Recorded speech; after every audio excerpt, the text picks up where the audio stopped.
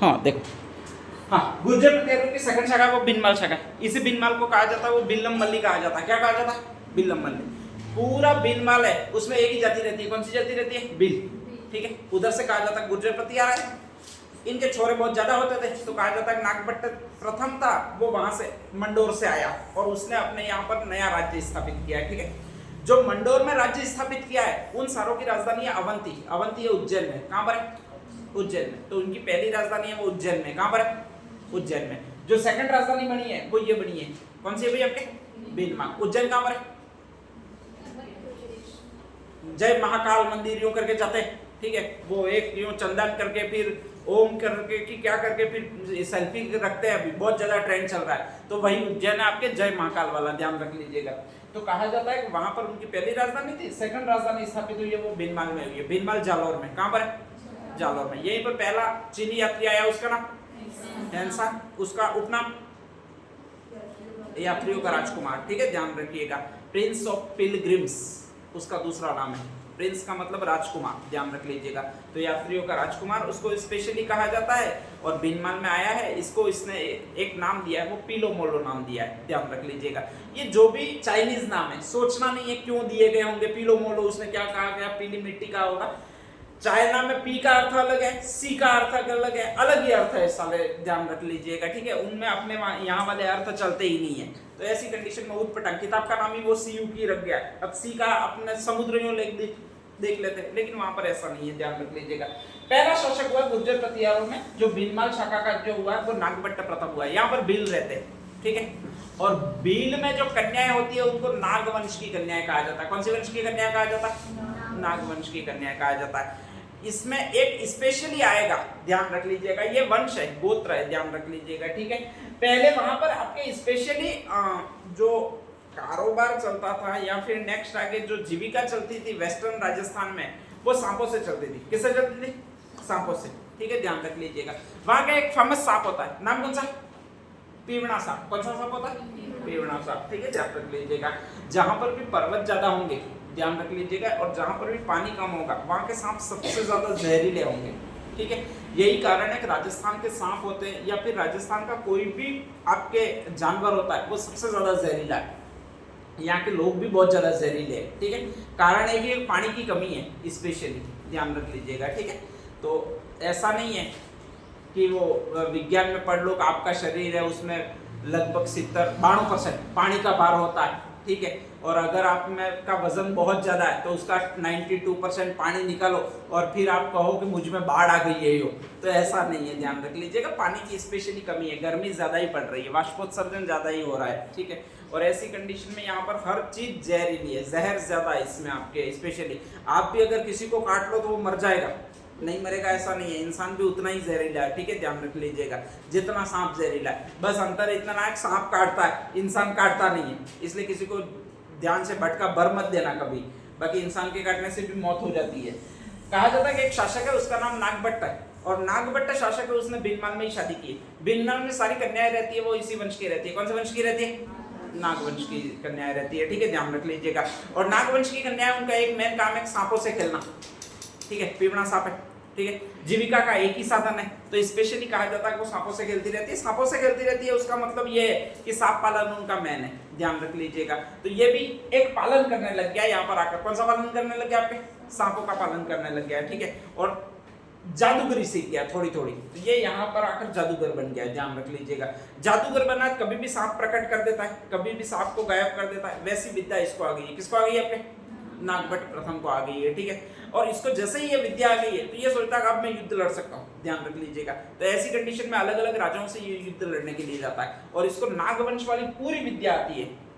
ठीक है, तो ऐसी कंडीशन में जिस भी राजा के सामने युद्ध लड़ने जाता है उसको बुलाता है, तू इधर आ, यूं। ठीक है, ध्यान रख लीजिएगा। और फिर कहता है कि मेरे बैग में हाथ डाल, अंदर क्या है यूं, वो खाली करके दिखाता है, फिर बैग में हाथ डालता है, अचानक सांप प्रकट हो जाता है, और जैसे ही सांप प्रकट हो जाता है तो हाथ छूता है। तो ऐसी कंडीशन में अपन भी हाथ हटा लेते हैं, ज्यादा देर तक रखते नहीं है, ध्यान रख लीजिएगा। ठीक है, साहस इतना होता नहीं है, ये ऐसा ही रहता है, जहां जहां पर भी युद्ध भूमि में भी ये सांप प्रकट कर देता है, ध्यान रख लीजिएगा।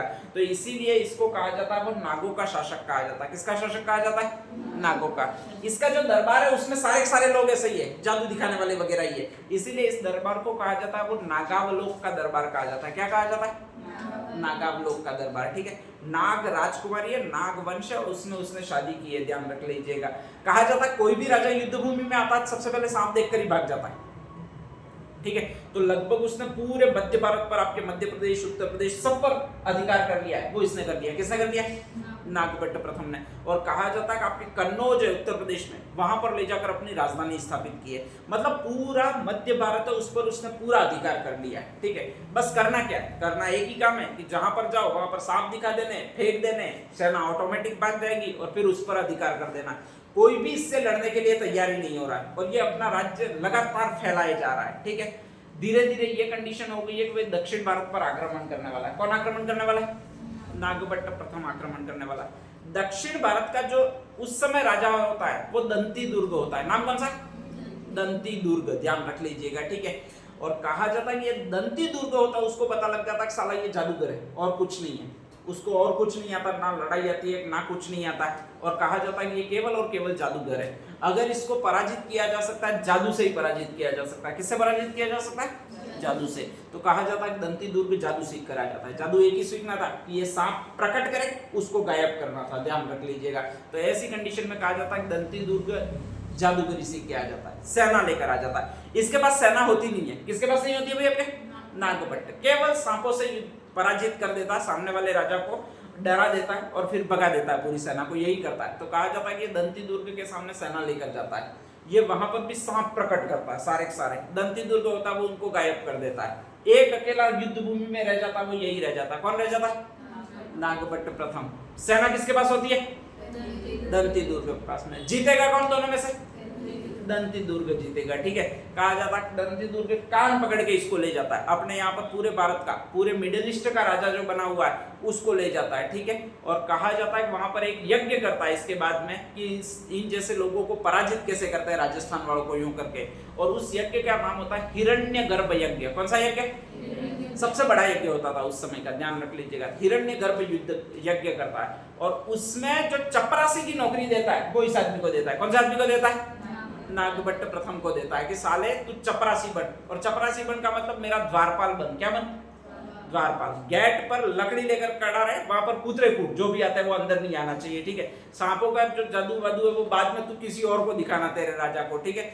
और एक राजा जिस दंती दुर्ग जिसने भारत के राजा को, पूरे भारत पर लगभग अधिकार कर चुका, उस राजा को द्वारपाल के रूप में रखा और वो इसको रखा था। किसको रखा था भाई? आपके नागभट्ट प्रथम को।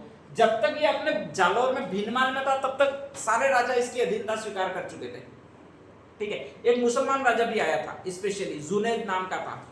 फाजा हाशिम था उसका मेन सेनापति था, जुनैद नाम का, ध्यान रख लीजिएगा। खलीफा हाशिम का था, ठीक है। तो वो जुनैद नाम का राजा था, वो भी यहाँ पर आया था और उसको भी ऐसा ही जादू दिखाया। किसका जादू दिखाया? सांप वाला, ठीक है। वो बाई रे यूं करके भाग गया, वापस ही नहीं आया, ध्यान रख लीजिएगा, ठीक है। तो इस तरह सबको इसने पराजित किया था, अरबों को भी पराजित कर दिया था। अरब जो लोग हैं वो गंदे बहुत रहते हैं, मांस वगैरह बहुत ज्यादा खाते हैं।